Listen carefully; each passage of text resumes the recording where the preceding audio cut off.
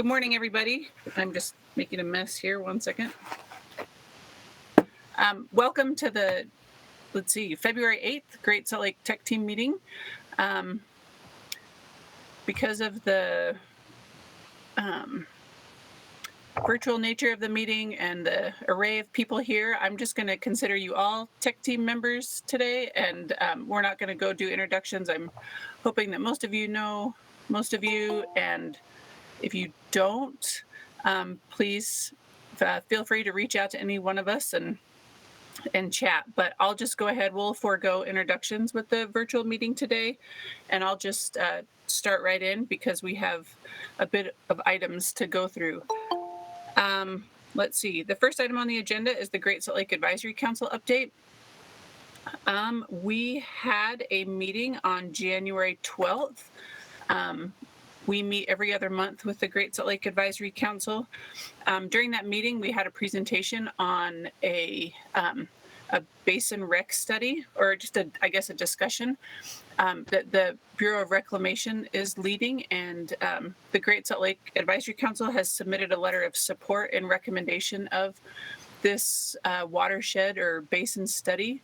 And this is exciting because this is one of the things that was highlighted in our HCR 10 report as kind of like an integrated watershed planning project. And so this project, I believe, kind of gets at that.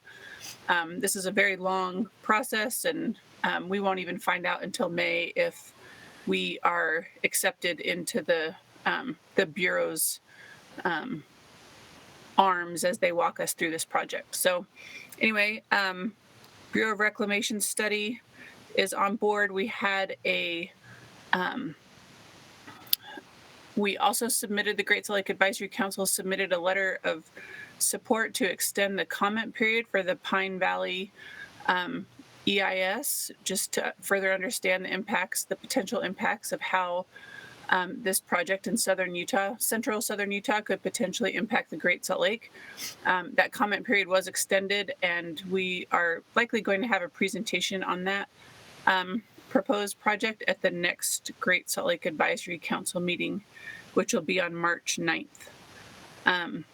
Similar to the tech team, the Great Salt Lake Advisory Council gets funding every year, not as much as the tech team, which I know isn't much to begin with, but the Advisory Council gets even less to do projects related to the lake, and they're also collecting, I guess you could say, their hot topics for research right now as well. And so we're working through that with the Advisory Council, like I'm working through tech team grants with you all.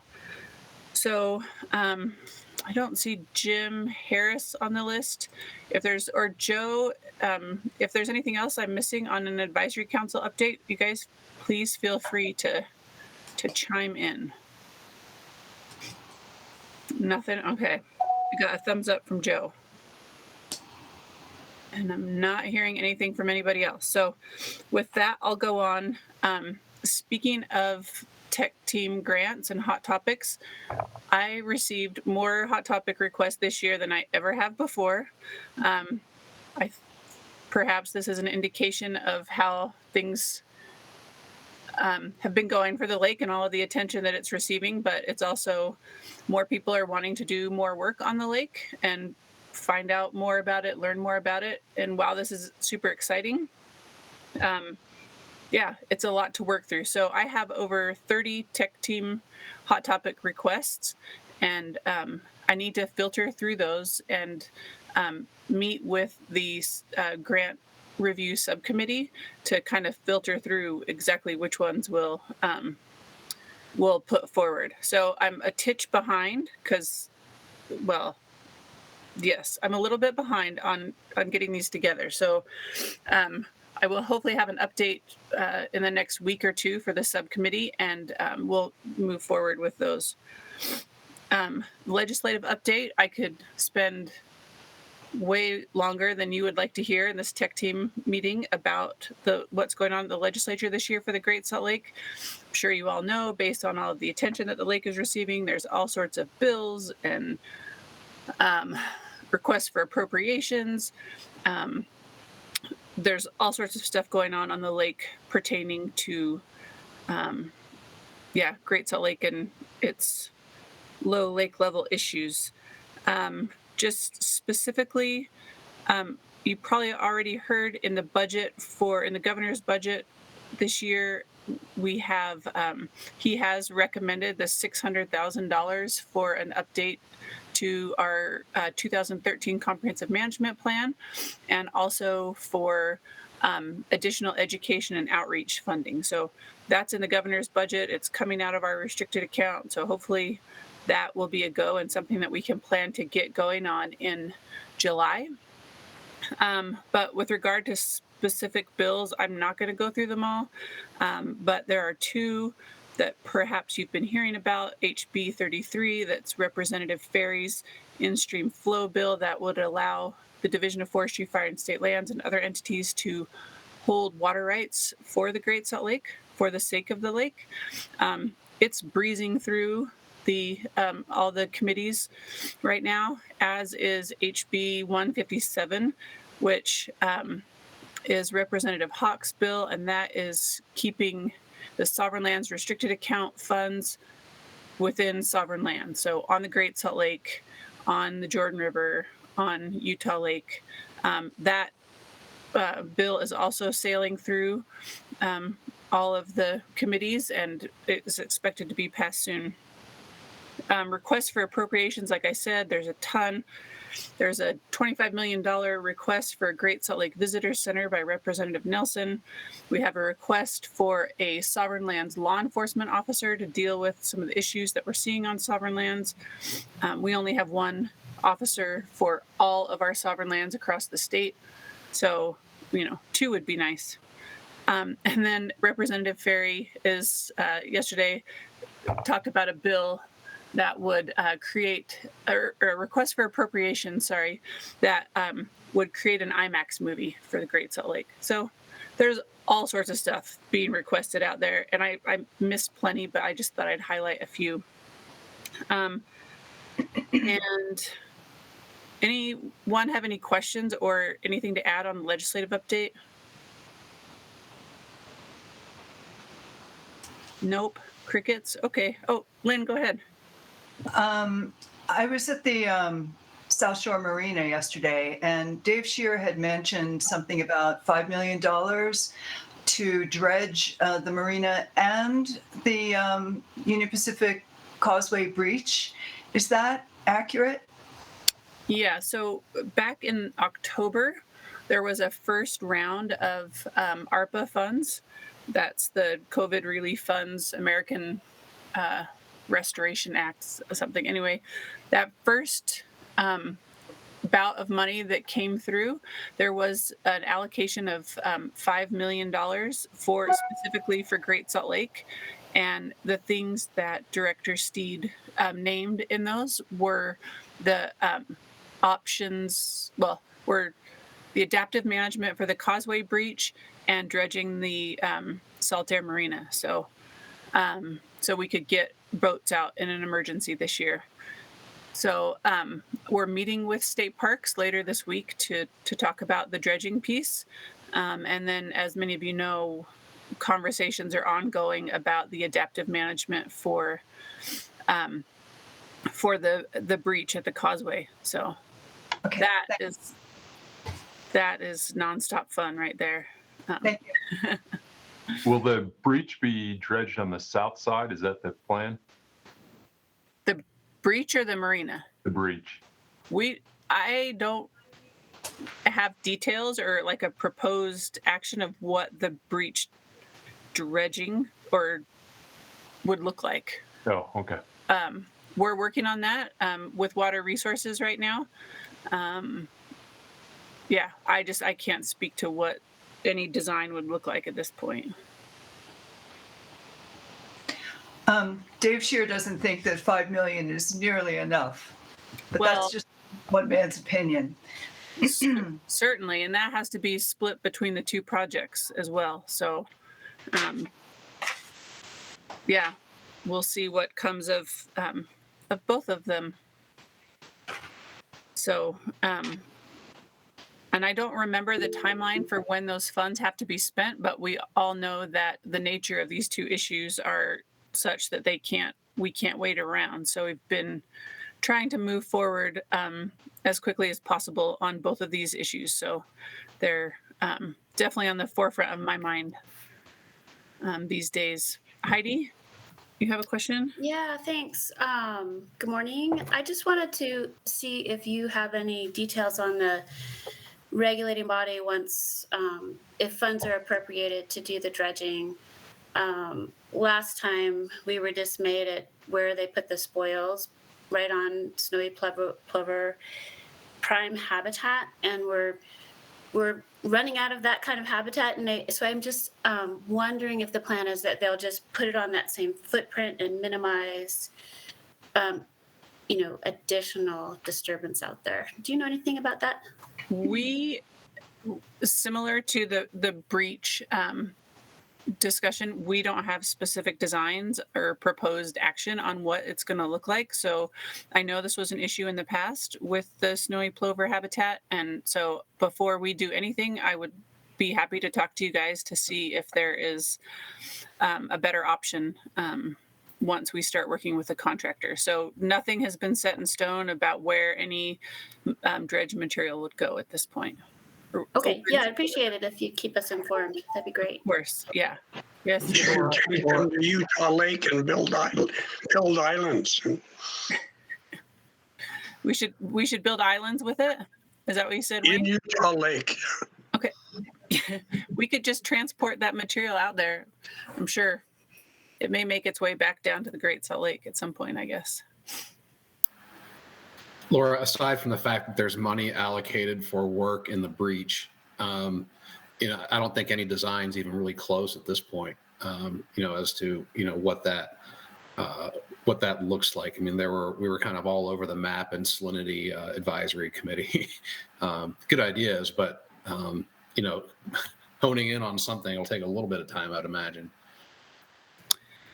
Yeah, and Water Resources has kind of gotten to work on that. And we did ask a contractor to provide us with some estimates, and they range from basically $150,000 to $80 million. So, there's a crazy range of things that we could do out there. So we just need to see what we all have the time and energy and money for. But even like the height of the berm and the like, which is of critical importance, from a lot of different perspectives. Absolutely. Yeah. Should it be 2 feet? Should it be 3 feet, 6 feet? These are all things we're still working toward or working through. So we'll keep you all posted, the tech team, about this, because I know it's a critical issue. It's super important and nothing that any of us have ever really worked through before. So any other questions, thoughts, legislative updates that I missed? All right. And just so you know, part of the process during this session is to, we have the $5 million from the first round of ARPA funds, but we have an additional $45 million in ARPA funds for the lake. And so figuring out how that money is spent, I believe, is happening up on the Hill right now and in offices, but I don't have any updates for you on that. But it's exciting that there's this much of an investment in the Great Salt Lake right now. So, wasn't there a rumor that perhaps a portion of that might be put into a Great Salt Lake Trust account for the future prospects of water leasing and water right purchases? Water right. Yeah, I've heard that. I've also heard concerns about that. So, so anyway, we will know hopefully much better by this time next month, what those funds will be used for. So, reach out to me if you're interested after the session is over. I'll give you an update. And then one other thing I wanted to bring to the tech team's attention is the Great Salt Lake dashboard that USGS is working on. They they're continuing to work on it and kind of running into a couple hangups and trying to make some additions that we've requested that were outside of the original scope of their project, but they are still wanting our feedback. So Toby Wellborn, he presented at the last tech team meeting. The draft dashboard. He still would like comments, and I have I can put the link to the dashboard in the chat again. If you would all please go there and sorry, I'm trying to talk and do that at the same time. Please go and check out the dashboard and give him feedback. The only caveat is he says that he's having problems with the website today and it's hoping it will be up tomorrow. So I'll put it in the chat today and then I'll send out a reminder tomorrow for you all to please go there and check it out. I think it's something that would be a useful tool for all of us who work on the lake, but then also people who we'd like to have learned more about the lake. It would be a great tool for people to become familiar with the ins and outs of Great Salt Lake. So please take a moment to review and comment on the dashboard. And any other tech team updates from tech team members? Anything related to Great Salt Lake that you're working on, that you're concerned about?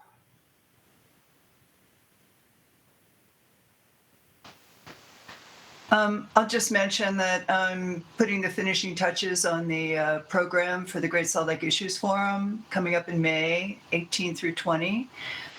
Many of you are a part of that conversation, and I'll be in touch to refine information that we need to update the presentation listing.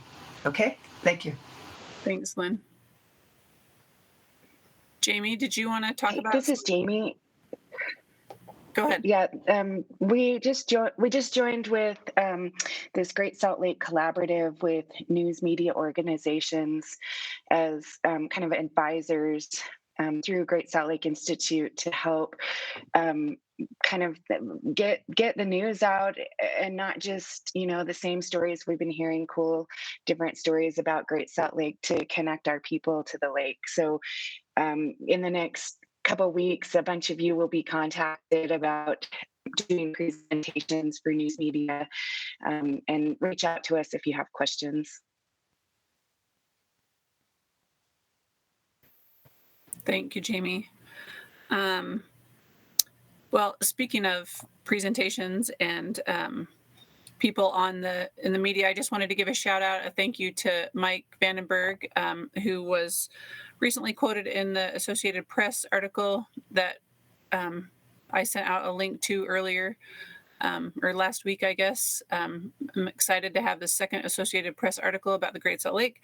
And then Radio West did yet another story on, or segment on Great Salt Lake, and Dr. Sarah Knoll, you did a great job in your in the broadcast. So thank you guys. That was a good, refreshing Radio West for Great Salt Lake, or optimistic. I like that. With that, I think we should just go ahead and get started with our presentations. Let's see, Krishna has been working on some modeling work outside of GSLIM. So Krishna, if you want to take it away and talk about what you've been working on, it would be lovely. Thank you, Laura. I'm going to share my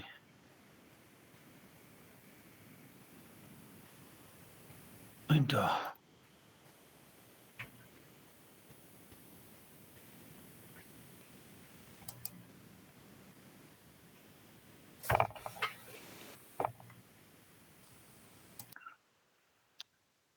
So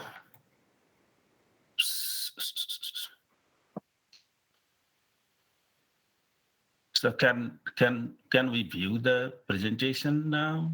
Yep. Slide. Oh, okay.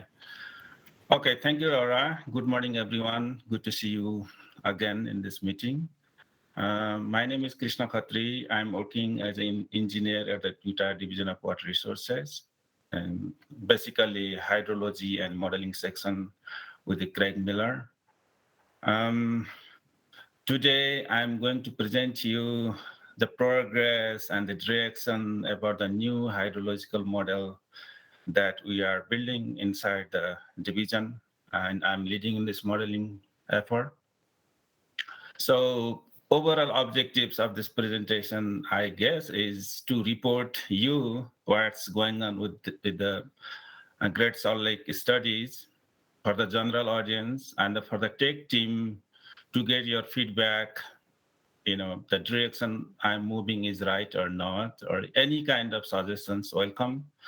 And if you are working for the university and if you want to collaborate in this project, this is a really, really large project.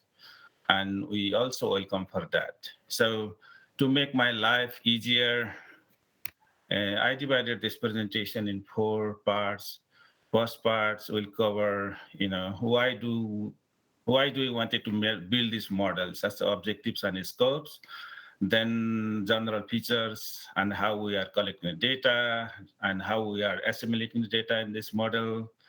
Then I will show you early results of the model application and the plan for the future. So I think we all are, watching this very closely, lake level every time. And the record shows, we are in about more than 10 feet down. So, because of this, I think there are so many good efforts going on towards more studies, more studies, more focus, everything towards the lake. So we all want to know where will lake water levels be in the near and far future. So can you answer these questions? So for this, basically, we need to think from where are we getting the water? So 3 large water basins, Bear, Weaver, Utah. So if we could simulate what's going on and then how we can get the water to the lake, then most probably we'll be able to estimate where the lake level will be in the near and far future. So this is not only the terminal lake we know, but this is also the snow-fed, the water we get is from the snow-fed mountain. So if we cannot simulate the dynamics of mountain, snow melt, and the timing to the lake, and then maybe we'll be missing the important component for the lake levels. So in this case, we feel, hey, you need the physically based hydrological model or more models for the Great Salt Lake watershed.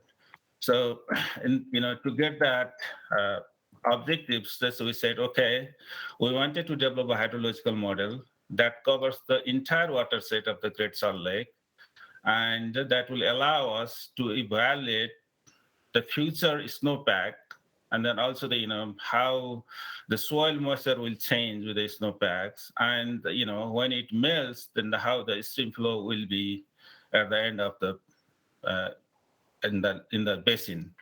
So in this case, we wanted to build a VEEC model. That's a variable infiltration capacity model that I will explain in a minute.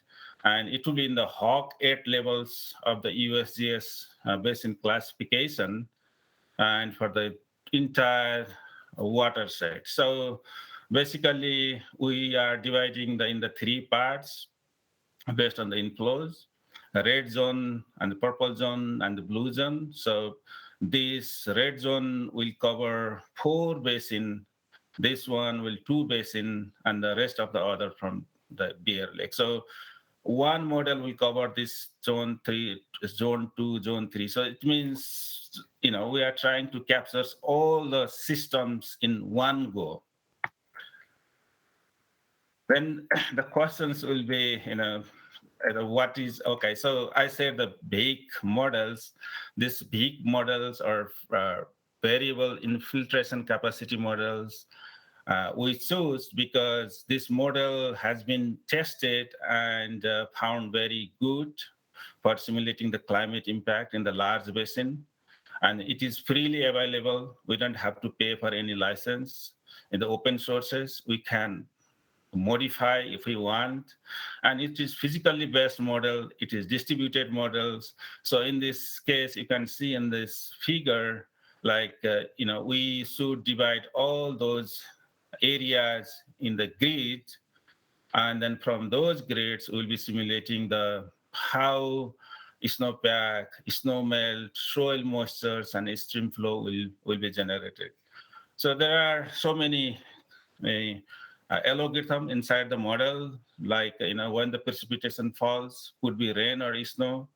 Then, in the top surface, it will generate the runoff based on the type of vegetations, evaporations from the surface, just the soil surface, from the plant, from the canopy, and then there are so many energy equations associated. And then basically it considers the 3 layers. Let's see. I'm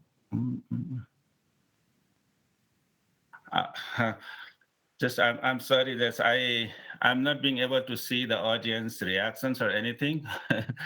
So anyway,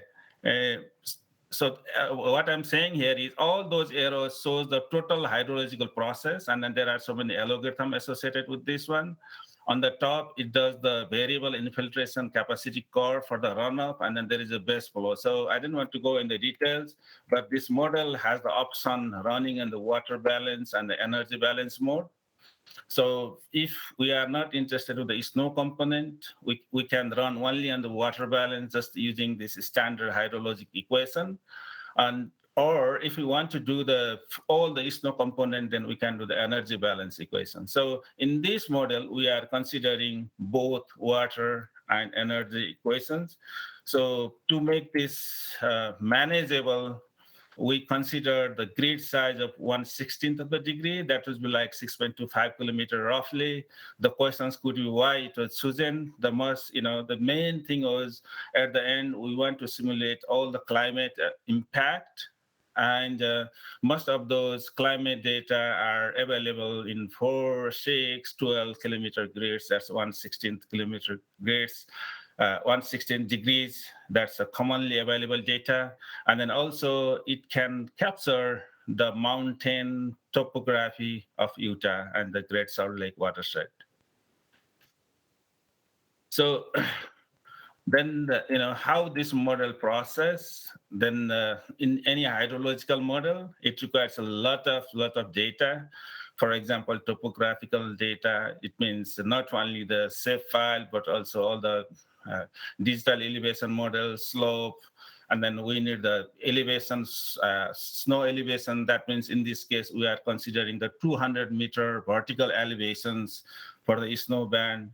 We need the type of soil parameters, field capacity, porosity, all sorts of those things that will require for the plants and evaporation, evapotranspiration process.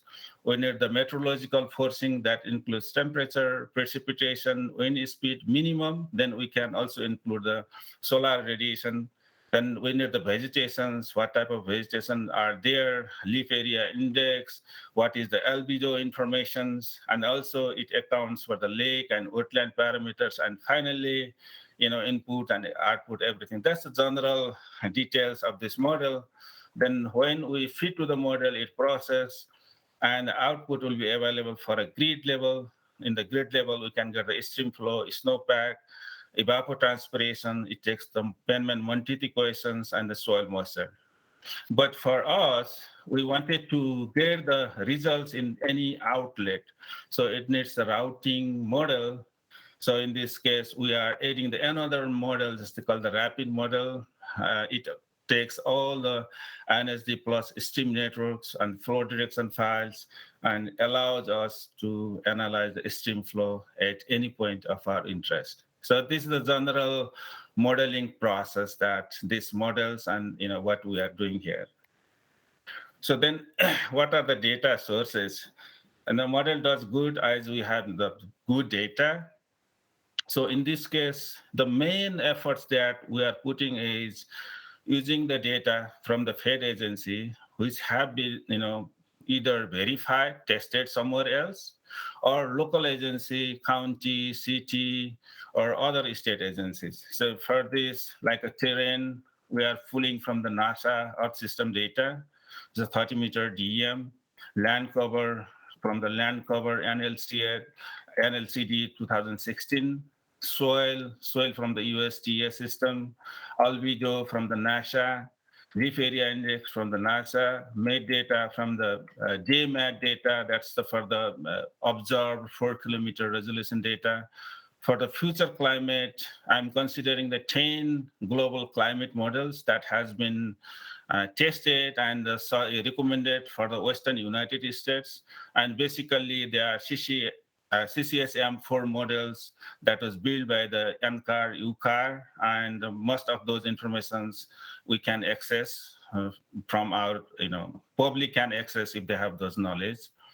And also the SUI value from the NRCS, stream flow, USGS, and then also local county office. And then all those stream networks, that's for the very high resolutions available from the USGS and the EPA, return flows for the wastewater from the GEQ, and all the diversion data from water rights, water resources, and local water supplies companies. So when we have all those data, and the model is really complicated in a way that we have to do in the grid base. So all the inputs should be for each of those grid. So it requires a very heavy effort for pre-processing and assimilation of the data.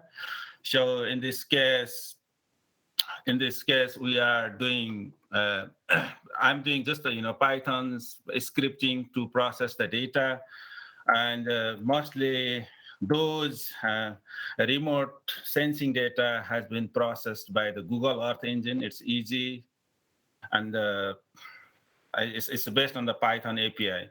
So when I was talking the assimilations, that for each of those grid, that's we need to have all the input, prepared for this model. So when we did everything, then I'm using the high computing resources of the University of Utah to simulate this model. And, to test in my computer, I'm using the Linux operation system. While when we have all those models and the data, then we need to do the calibrations and the validation of the model. So since we are covering maybe hundreds of those stream gauges, and then also maybe 20, 30 or whatever numbers are, that's snow tally stations. And then we want to do the calibration for all in one go. It's a very multi-objective, multi-station. And then the area is very complex, not linear. And we want to do the stochastic analysis. And also we want to do the global source operations. For this one, after doing some research, I come up with these non-dominant sorting genetic algorithms. While there are so many other methods, but I found more confident and useful using this one. This is based on the genetic theory that Charles Darwin has developed, that's evolutionary one. So in this case, we have a set of the parameters, and then we want to get the objective, like a best fit after evolution. The best fit, that means best fit means in this case, we are targeting on the stream flow, observed stream flow, and snow-tail informations. So the diagram, on the right shows what is the algorithms, that how it works. So while it takes a while to explain everything, and then there are so many good literatures on this from the Professor Dave in the Michigan State University. They are doing so many things, including they are building the tools for using the multi-objective optimizations using the Python. While when we did all those preparations, then we wanted to test the model. So we choose, we want to do for the red zone, and then starting from the Jordan Valley. I choose the Jordan Valley because at the University of Utah, when I was working there, I also work for updating the SSPF models. Then I have a lot of data within this basin, and then I have also knowledge about those stream flows and water quality information as well. But this model doesn't consider water quality. Then we wanted to test in this Jordan Valley case, and then we tested there, and the model performances, because this is a very large scale model. So I was thinking, why would it work for the small basins like small creeks that's in the Jordan Valley? Then we compare those performances of the model. So those 4 stars are the points where the calibrations and the model performances were just looked here. So for example, if I go to the CT Creek, so as I said, in this case, we use the 1980 to 2005 as the model calibration period, and then 2005 to 2020 as the model validation period. So without doing so much effort, model is doing good. So there are some of those model statistics. We use not only the one single model statistics, we also try to include at least 4 statistics that will measure not only the peak, also the high, low, average. So we are trying to get the better model performances. So this is the 45-degree plots. A model is just predicting a little bit higher. And the reason was we ignore the diversion from the upstream of the gauge station. So that was the observations and then the simulated results plot. Similarly, if we look on the SWE value, 3 stations we compare, and similarly for the looking for the lookout peak, and then also 1980 to 2005 daily data, going for the calibrations and the validation. Model is just doing the good job in this case. So one good thing using the rapid model is, in most of the hydrological models, what we can say is we can get the model results at the point of calibrations or at the point where the gauges are. But in this case, we are using the NSD plus high resolution stream gauges data.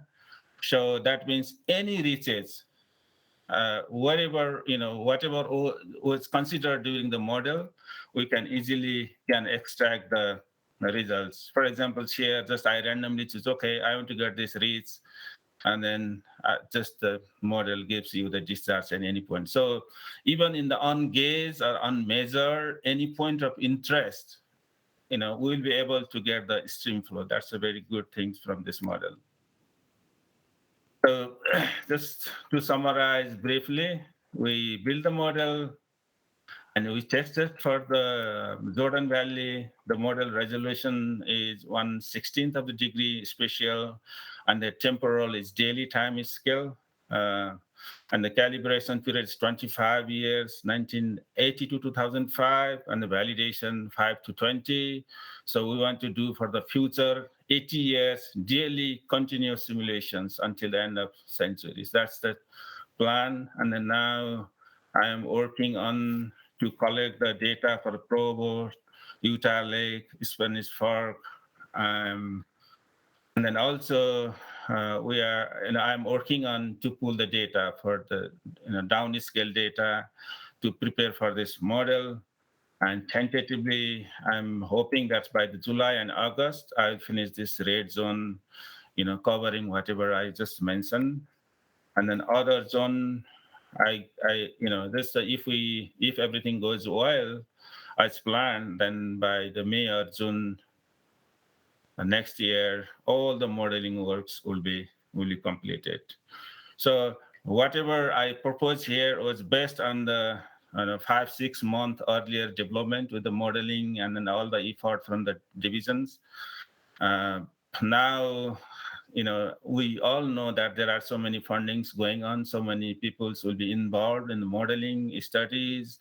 So, whatever I'm planning, maybe update it, maybe expedite, maybe, will be changed in the different directions. So I hope within 2 or 3 months, based on the policy direction, it may be changed. That's my just all the tentative timeline I propose is based on my whatever assumptions and resources that I have today or before.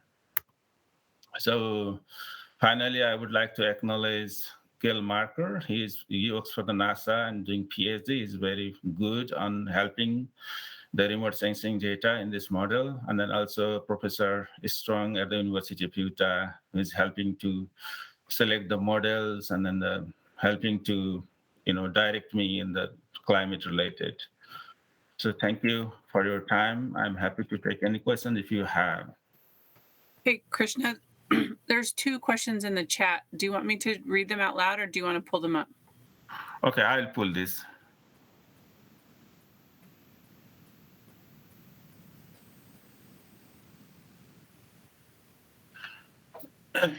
Yeah, Juan, that's a great question. So this model is gridded. So the algorithm that I'm building allows us to interpolate the whatever is going inside the lake. So that means we will have the data from the observation airport and whatever the weather stations are, and then based on that we will be doing the gridding inside the lake. And I think that Craig is working on to update the methods for the evaporation calculations. Once that method is defined or decided, then those data can be done.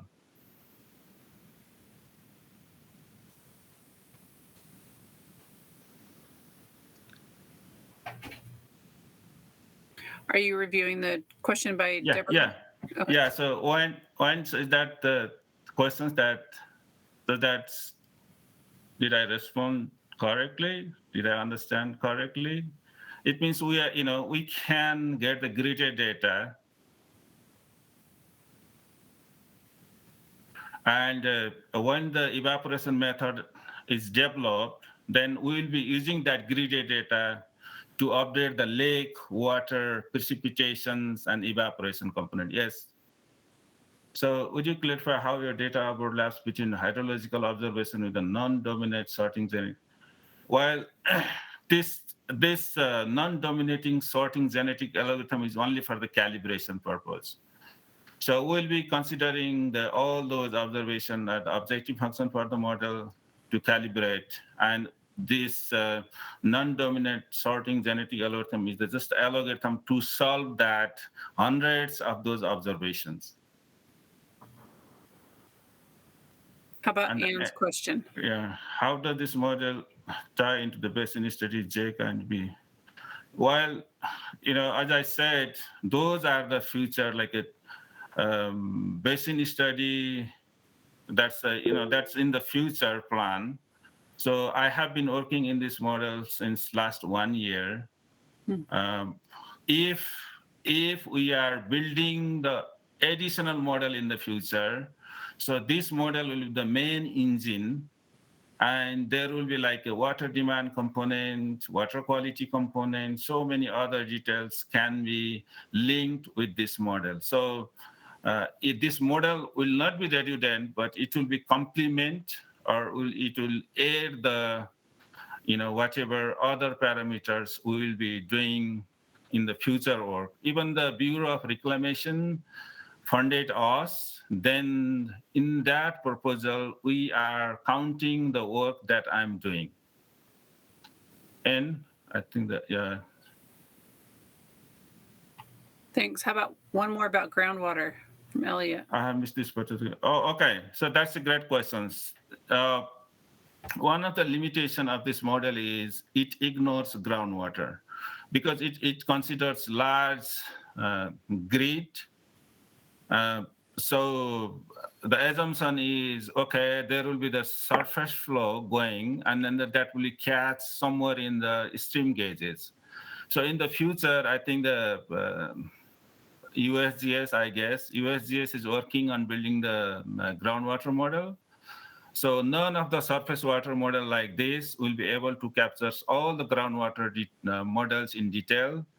So if we get the funding, hopefully I think that we get the funding. So the future plan is to build the groundwater model and couple the ground and surface water models to get the complete pictures of the hydrology.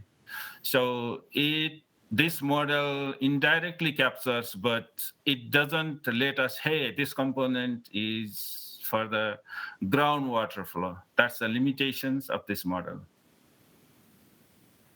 Thanks. How about Craig? You have your hand raised patiently. Okay. Now we're really excited about getting Krishna's models working and going, because that we view that as in a sense we need to have something like that for this basin study that we're looking at, that looks at all of the water around the Great Salt Lake to see what potential solutions for the lake might be. So we have riverware models all around the Great Salt Lake, and except for just here in the Jordan Valley. And then with these other models that will tie the hydrology to the weather, that's the last piece that we're really looking for to help us understand how things would work to help solve the Great Salt Lake problem. So thank you, Krishna, for working with us. Yeah, Krishna, could you explain to me and perhaps others the difference between this and GSLIM? Okay, that's a great question. So the GSLIM doesn't see the, GSLIM, the main drawback of the GSLIM is it doesn't count the topography of the Utah. Partially, that means it's like we are holding the bucket for the entire watershed, and the water comes in the bucket, and then we are doing the water balance first. And second, it doesn't have the snow melt component that scientifically accepted. It's so coarse. And the Great Salt Lake is the terminal lake, and the snow fed by the snow fed mountain. So if we ignore the snow component, I don't think it will work. And also, it's like a whole basin in the GSLIM. It has only the lump as the area. We cannot track with the specific coordinate of the of the basin. So if I want to know where our office is, I can do in this model. It's physically based. So all the points, whatever are in the grounds, can be get out. We can get in this model. But that is too simple, and that's okay for doing some brainstorming or doing some kind of thing. But it doesn't do all the rainfall and then also runoff simulations in the different areas. So it doesn't, that's a GSLIM doesn't do the rainfall runoff simulation. It doesn't consider the topography, very weak on the snow component. So that's the thing. That's the main differences between that and this one. All right. Thanks, Krishna. Any other questions for him? All right. If there is nothing else, Mike, would you like to take it away? Talking about microbiolites today.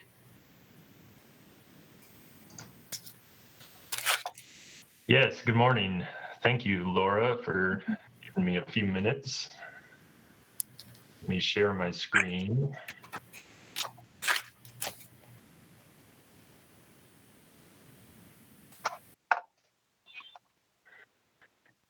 Does that look okay to everybody? Yep. Okay, perfect. So I'm Mike Vandenberg. I work for the Utah Geological Survey. I've been at the survey 18, 19 years or so. My background is as a geologist, mostly working in the oil and gas realm. So you're probably thinking, why is a petroleum geologist so interested in microbiolites out of Great Salt Lake? That's probably a topic for a whole nother presentation, but it has to do with oil reservoirs and porosity and big oil deposits offshore Brazil. But if you're more interested in that, we can talk about that offline. I gave a similar but much longer presentation for the Salty seminar series back in, I think it was November. If you're really interested in learning more about Great Salt Lake Microbialites, you can, I think that's available on the Salty Seminars Great Salt Lake Institute YouTube page. But this is kind of a condensed version. I'm going to run through this pretty fast, and we're going to talk again about microbialites, but also talk a little bit about bathymetric LiDAR and why we need that out at Great Salt Lake. So here's a quick outline. We'll do a little Microbialites 101, talk about the biology. Again, I'm not a biologist, so that'll be very brief. Talk about the geology, talk about the low lake levels and the impacts, and then what we can do. This image is from Buffalo Point in November. Okay, Microbialites 101. So very high level, just to get everybody on the same page. Microbialites are organo-sedimentary structures that are a direct result of interactions between microbes and their surrounding environment. They develop and grow in two different ways, trapping and binding. So the microbes grab onto grains that are floating around in the water, and then also biomineralization. So the microbes mediate the precipitation of calcium carbonate. So pretty simple. These structures come in various different forms, and they're all categorized by the different morphology. So we have stromatolites, which a lot of people have heard of. Stromatolites are finely laminated microbialites. We have thrombolites, which is more of a clotted texture. We have dendrolites. We have leiolites, which are mostly structureless. And then we have this kind of other obscure term called MISS, which is microbially induced sedimentary structures. So what do we call the Great Salt Lake structures? Well, they are kind of combinations of all of these different things, and they're hard to categorize into one particular slot. And so that's why we simply refer to them as microbialites as opposed to something more specific. So these are all examples of different microbialites from Great Salt Lake. You know, we have some that kind of have these thick banding or layers. So could they be stromatolites? Maybe, you know, a lot of clotted textures out there, a lot of just cemented grains. But we also get things that are related to the ripple marks. So we get these petrified ripple marks, and then the microbial mat starts growing on those. So those are kind of related to the MISS structures. So anyways, that's why we typically refer to them as the catch-all, just microbialites to keep things simple.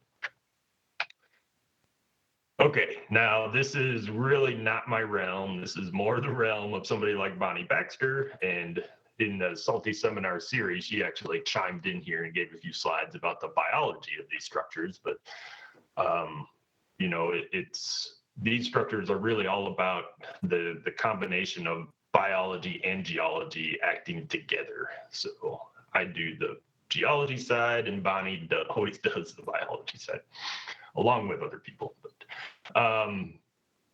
so what is the biology connection? Biology and the connection to the greater Great Salt Lake ecosystem. You know, we have these two very, very short food chains where you have the microbes themselves feed, and then the brine shrimp feed on the microbes, and of course the birds feed on the brine shrimp. But then also you have these structures act as habitat for the brine flies, which also feed the birds. So going back to geology, which is more my specialty, back in 2019, I published this paper in a journal called the Sedimentary Record. It was meant as a overview of the microbialites out at Great Salt Lake. You can go search for this. It's pretty high level, meant a little bit more for general public than, say, a more technical audience. talking about the extent. Everybody wants to know the extent of these structures out at Great Salt Lake. The very first mapping of these structures was done by Yeardley back in the early 1930s, published in 1938. We did have a period of low lake level in the 30s, so he probably went out and mapped these on foot. You can see this was his original map, or rendering of his original map. I digitized his polygons for the Microbiolites, and you can see there are some significant problems with these distributions, obviously. But that was the first indication in the first published, the first time that these things were really mentioned in the technical publication.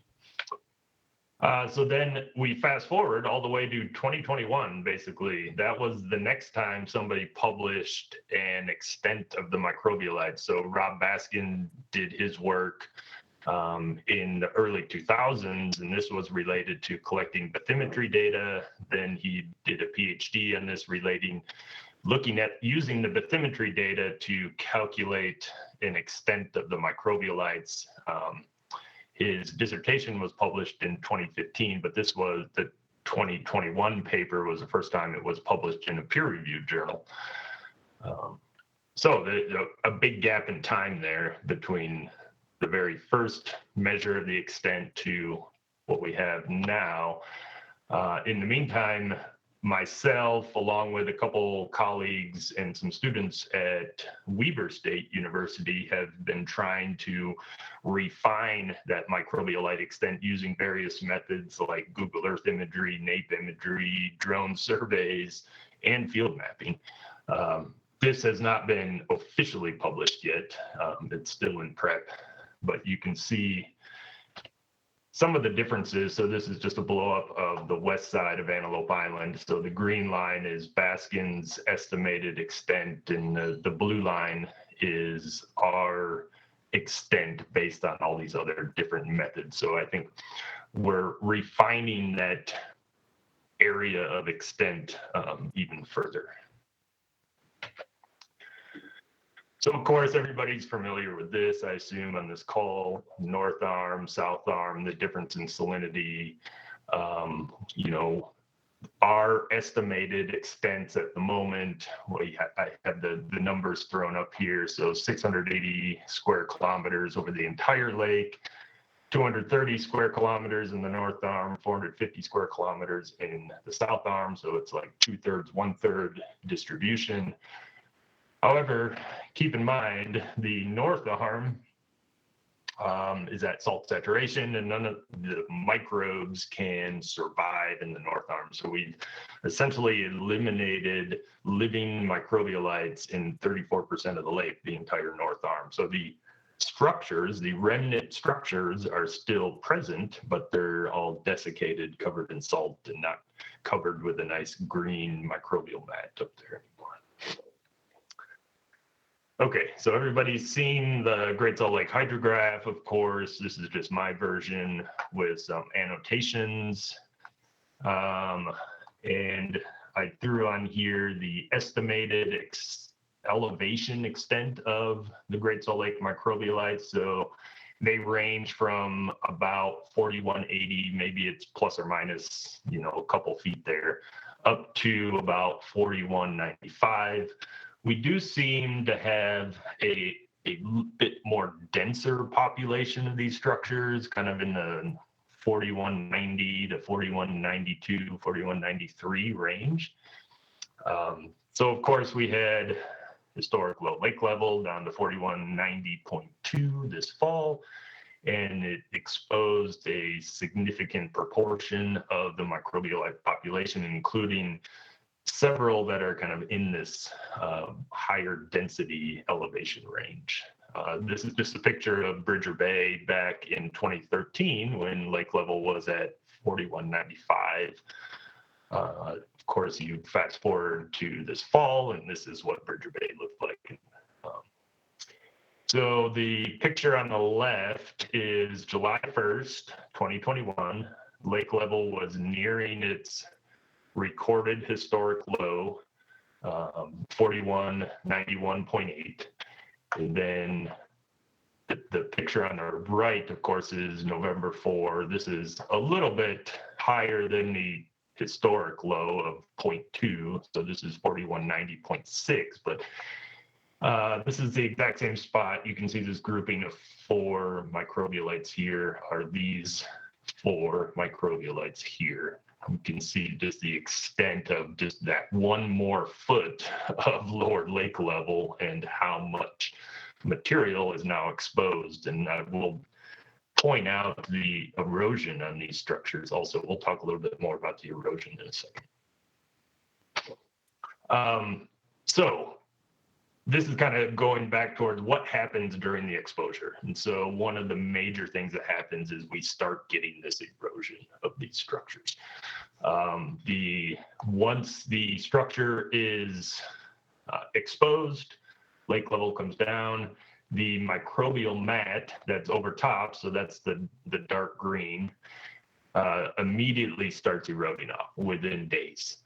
And so that erodes off, it forms the, you can see these grains that kind of surround the structures, just laying off to the side.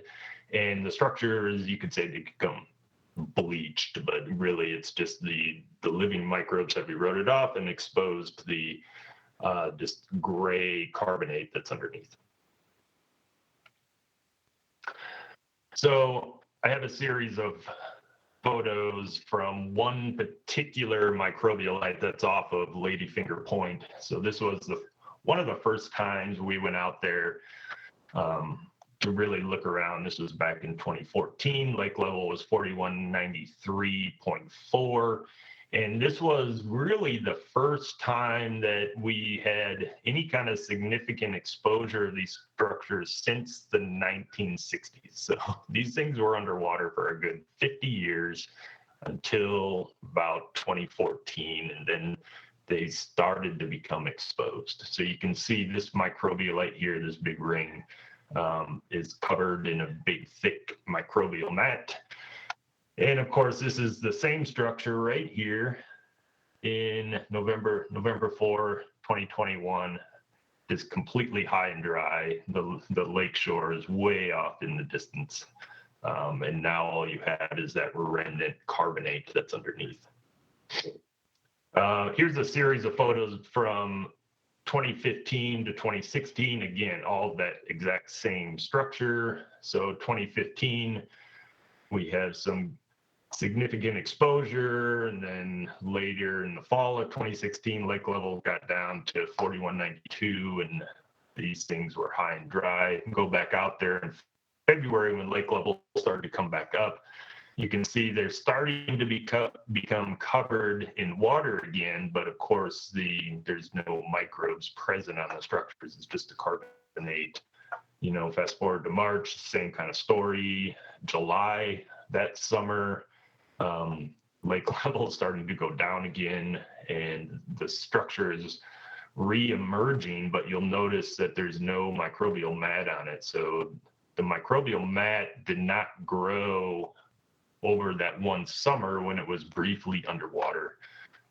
Again, fast forward to a year later, 2016, and it's fully exposed again. So this kind of shows that the erosion that happens when you have exposure takes place over the course of days to weeks. But even if you re-submerge these structures for an entire summer or several months in the summer, you won't get recolonization of the microbes in that short period of time. They need to be re-submerged for much longer than that. So we don't know exactly how long, but it most likely is going to be several seasons or several years of being re-submerged under the water with higher lake level. So again, going back to this question of erosion, once you expose these things, most of them are poorly lithified, meaning they're not very well held together. And so if you go out there and you step on one, you could just completely crush it. So this is probably hundreds of years worth of microbialite growth on these structures and one errant footstep, and the whole thing just is destroyed. So we've been trying to get the word out there to several people. If they go out to Bridger Bay or somewhere else, don't walk on these structures because you will destroy them. We also see, you've seen a lot of photos of kind of these ring structures. Well, those rings used to be domes.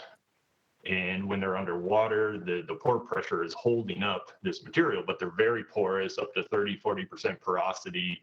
And so you expose them and the domes start to collapse. And so then you're just left with a ring as opposed to a nice dome.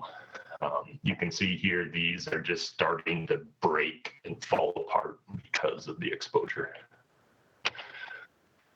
You also, when you lower the lake level, you're moving sediment around to places where the sediment really hasn't been before. So even if the structures are still underwater, they are getting covered, in this case, with ooed sand and mud. And so you're starting to smother these structures because you're at such an abnormally low lake level. Then, of course, the salinity. You lower lake level, salinity goes up, and there is a limit to the salinity levels that these microbes can tolerate. So in mid-September 2021, the South Arm salinity got up to 160,000 TDS. I don't know if there's more data from later in the fall. That was the one data point that I could find. And you can see with this chart that was put together by Great Salt Lake Advisory Committee, the danger zone for these microbiolites. That box should be a little bit further down, but it's this row right here. They, the danger zone starts at about 170,000 TDS. So we're getting very close to that danger zone for the survival of those microbes. And what we don't want to see happen is what happened, of course, in the North Arm, where those microbes that form these structures are completely gone now. Okay, so what can we do? Of course, I'm a researcher, I'm a geologist. I always want to do more research, right? I think we need a lot more research done on these structures. I'm going to briefly talk about, again, the distribution and the bathymetric data out of the lake, but we need to further study the biology, the salinity tolerance, the mechanisms of formation, interaction with groundwater, age, all these different things. So again, going back to the microbialite distribution, which I think we need to make significant improvements on the data that we currently have. One way to do that is, of course, we have the nice Google Earth imagery, but it's better to have something that's a little bit higher resolution. So we've been doing some drone transects. Of course, we took advantage of the low lake level this fall to do some big drone transects. However, these are time intensive and data intensive, so you can't do this everywhere across the lake. I mean, this survey out at Bridger Bay took an entire day and is several gigs of data. But it's all geo-referenced, which is great, and it gives us really good coverage of where the microbiolites are in that northern part of Bridger Bay. So here you can overlay these images on top of the Google Earth to do some comparing and contrasting. And then I want to talk about the current bathymetry data that everybody uses. The data was collected in the early 2000s, published in the mid 2000s. The data was derived from boat access and doing transects with a boat back and forth. But what we have seen is that the bathymetry data that currently exists, especially in the near shore environments, is not really accurate at all. And so, of course, this is going to have dramatic effects on making calculations of exposed lake bed, making calculations of exposed microbialites without a more accurate bathymetry data. all those calculations are going to be incorrect, which they are right now. So this is just meant to be an example. The green lines are the current bathymetry data. I went out there again in November and I walked the shoreline, which at that time was at about 4190.5. So that's what this red line is. So that's the true elevation of 4190.5. And you can see where the contours are for 4190.5 would put that line right through here. So that's a pretty huge difference. You can also see some offsets with what's going on just on Ladyfinger Point here, where this kind of curve in the bathymetry is offset from reality, and so it's not georeferenced correctly. Just one more example. This is down near Saltaire on the southwestern shore of the lake. Again, this is a drone survey that we did on this big exposed bench of microbiolites.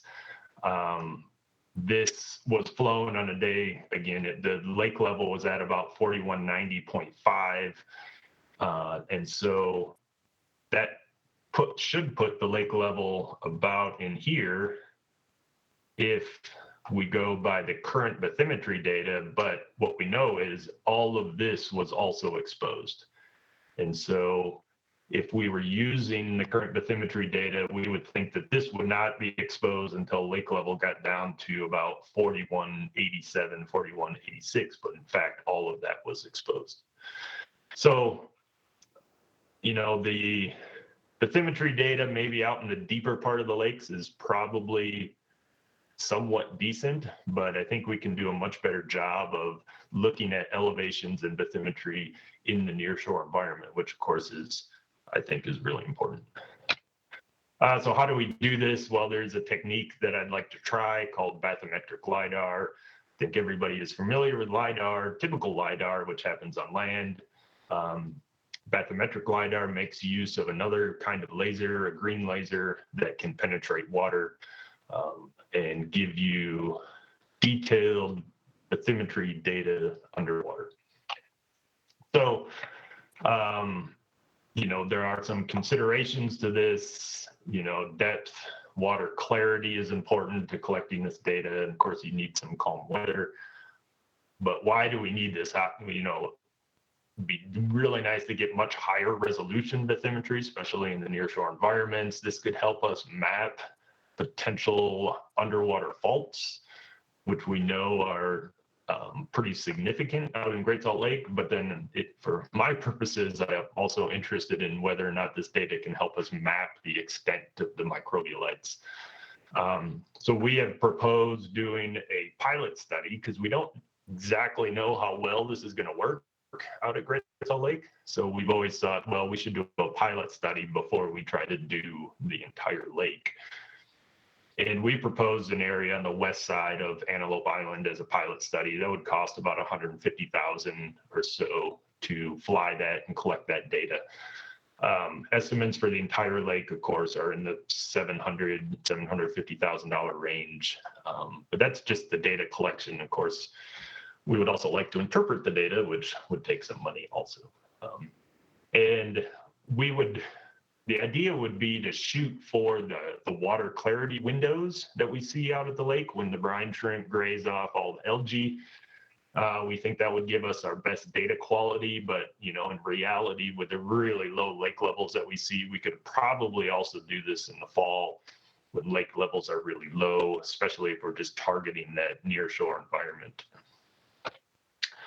I wanted to mention this just real quick. You know, there's been these suggestions of moving microbiolites. You know, we need to kind of like put this to bed that this is not feasible. This should not even be an option. The biggest reason is, you know, lake level goes down and the salinity is going to go up. It doesn't matter where you move these to. But there's several other reasons that you can read there, more geologic reasons. Then, of course, you know, let's try not to walk on these things and destroy them. I mean, these took hundreds of years, maybe even 1,000 years to form, and we don't want to just destroy them. And I realize I'm showing a video of me walking on them. But the point was, you can see the bubbles coming up, because as I'm stepping on it, it's compressing down, and it's, remember, these things are pretty porous. And so I'm pushing that air out of them as I stand on them.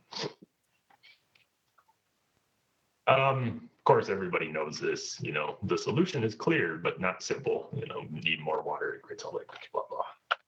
And that's all I have. And I think there's some questions in the chat, or I can take some other questions. FYI, there's old microbiolites on the South Shore. Yes, so there is this presentation kind of focused on what we call the modern microbiolites, and there's even a question as to how modern they actually are. Obviously, the microbes are modern, but the structures themselves could actually be several thousand years old. But there is an even older generation of microbiolites, and we've studied these. You can see them very well out at Lakeside. So where the causeway meets the west side of the lake, we've actually published a paper on those. We think these are Pleistocene. They're much more lithified, so these are more like rock, and we see heavily eroded versions of these kind of rocky, busted up microbiolites all around the lake at a higher elevation. They're at like 4205 or so. So we think when Lake Bonneville came down to more modern day Great Salt Lake level, that we had a previous population of these microbiolites formed at that time at a little higher lake level. I've been told that Great Salt Lake minerals encounter microbiolites buried in the sediment of Bear River Bay. Joe, is this true? I don't know, Joe. I think Joe left the meeting, so. There could be, and they could be related to that older population, especially if they're in Bear River Bay, when lake levels were a little bit higher, but I don't know. That's a good question. Forgive my ignorance, but why do we care about stepping on microbiolites that are already dead? Because you are destroying the structure. And so if lake level were to go back up, there would be nothing for the microbes to recolonize. So the whole idea is that if lake level were to go back up, the microbes will recolonize these structures. So we'd like to keep them intact because of that reason. Slide about what happens with the salinity changes, the units are off. Oh, sorry. Okay, thanks, Wayne. Discrepancy between your could indicate real problems with his map, but it also represents the difference between the salt air gauge and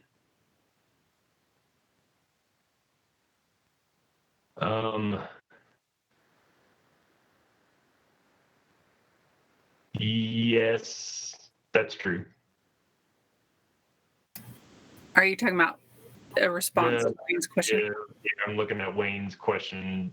I don't know if you wanted to elaborate on that, Wayne. He doesn't have much of a voice. Yeah, I can barely talk. I've got a cold. Sorry.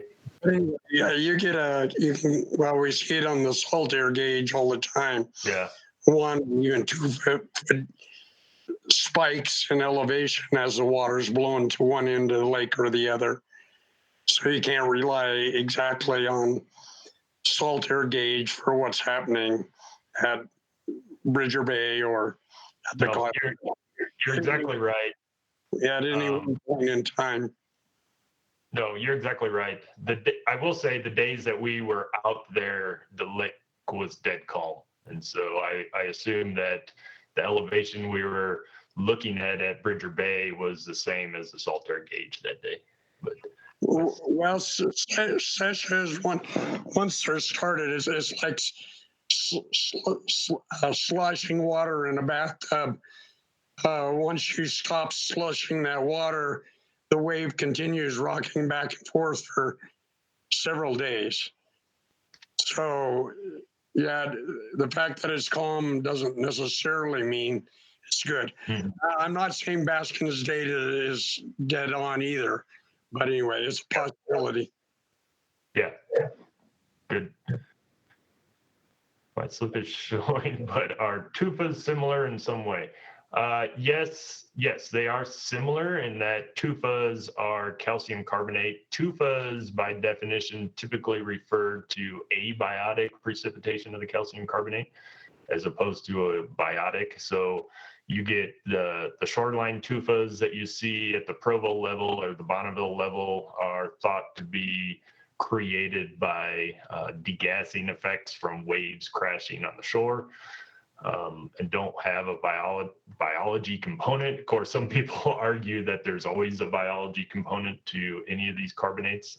We see large tufa mounds out at Lakeside, and that was part of our study where we think groundwater is coming up and helping precipitate these large meter scale mounds, again, abiotically, but there's always microbes around, and there probably is always some kind of microbe element to any of this calcium carbonate precipitation. It's been a big debate.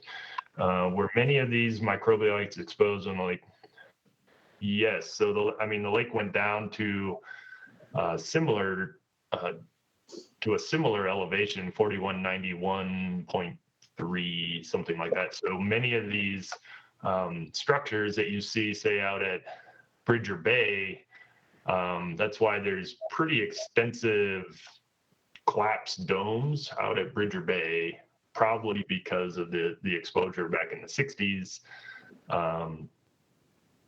One of the things we wanted to take a look at was, if we could pretty precisely look at these different elevations and do some sampling of microbiolites that we know were exposed in the 1960s, and then look at other microbiolites that at least probably weren't exposed for the last 150 years, probably more, in that 1 foot of water elevation difference, and see if we can see any kind of micro textures within the microbiolite itself that help us determine maybe an exposure surface.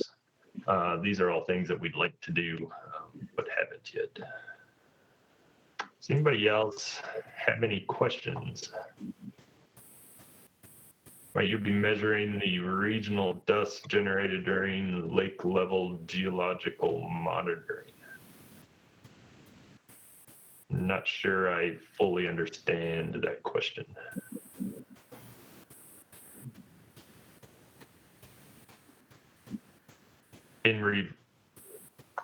Maybe you can elaborate, Deborah?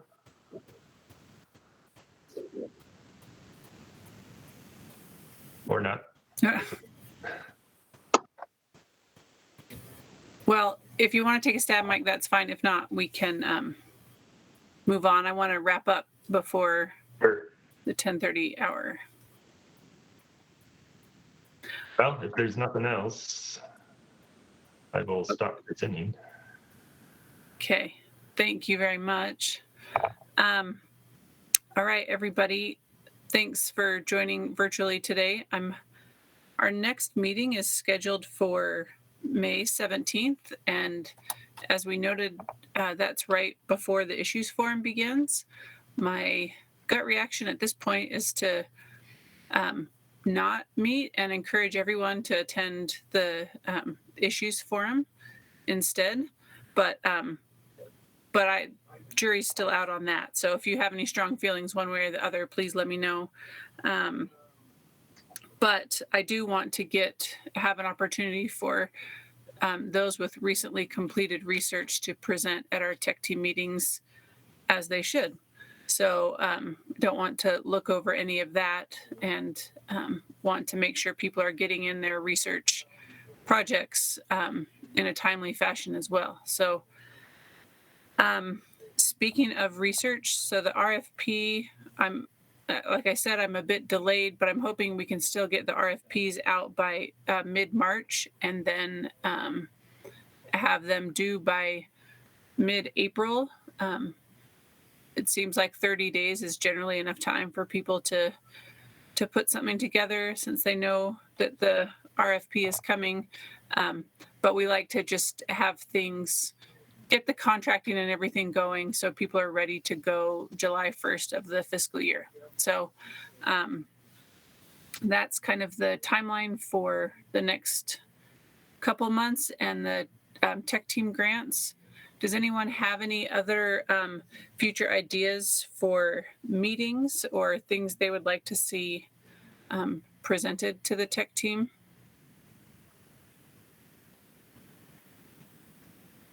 No?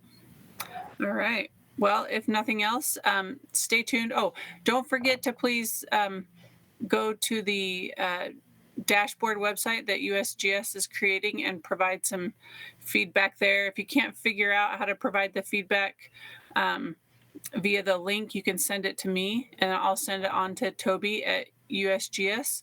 But it'd be great to get him some input as he starts to wrap this up. And I will send out a follow-up email with dates and links. Don't forget to watch out and listen to all the links that Jamie put in the chat. Thanks, Jamie. And I think that's it. If there's nothing else, you guys have a lovely day. See you soon.